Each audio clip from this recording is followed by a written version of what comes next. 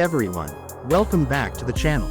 If you've been following the latest updates in the Linux gaming community or you're just someone who enjoys tinkering with Steam and Proton, you've probably heard about a major change that's got a lot of people talking. I'm talking about the removal of the Proton-M launch option. This little command line switch has been a useful trick for a while now, especially for gamers and developers who've needed a bit more control or flexibility when launching games with Proton on Steam. But recently, Valve and the Proton team have decided to deprecate and remove it, and today we're diving into why that happened, what it means for you, and what alternatives are out there if you were using it regularly. So first off, let's talk about what Proton-M actually did. For those of you who might not be super deep into the technical stuff, Proton-M was a command line option that allowed users to launch games using a custom version of Proton manually.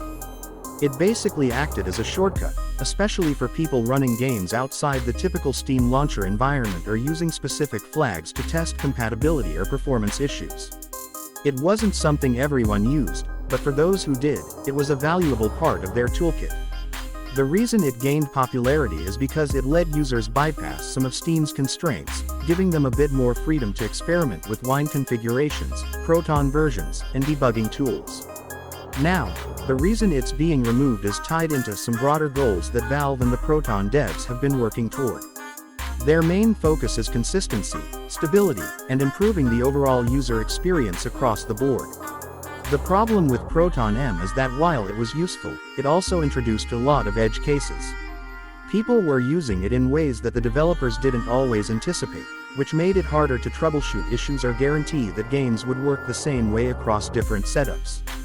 And let's be honest, Linux already has a reputation for being a bit fragmented when it comes to gaming. Removing this kind of unofficial workaround is one step toward making the Proton ecosystem cleaner and more maintainable. Another key reason is that Steam itself has been getting better at managing Proton versions and game compatibility natively. If you've used Steam's Proton Experimental or the Compatibility Tool selector in the Game Properties menu, you've probably noticed how easy it's become to choose which version of Proton you want a game to use. That interface has come a long way, and now most of what people were doing with Proton-M can be done through Steam itself. So essentially, what we're seeing here is a shift toward centralizing control inside the platform, reducing the need for command line fiddling. Still, that doesn't mean everyone's happy about it. There are definitely advanced users, especially those who like to run custom scripts or use Proton for launching non-Steam games, who feel like this is removing a level of freedom they valued. And that's understandable. When you're used to having a certain level of control, it can be frustrating to see that taken away. But the good news is there are alternatives. Tools like Proton-Up Qt, Lutris, and even Heroic Games Launcher give users ways to manage multiple Proton versions, install custom builds, and launch games outside of Steam's ecosystem. These tools are actively maintained, and they often offer more flexibility than Proton-M ever did. So if you've been relying on Proton-M, now's the time to start transitioning.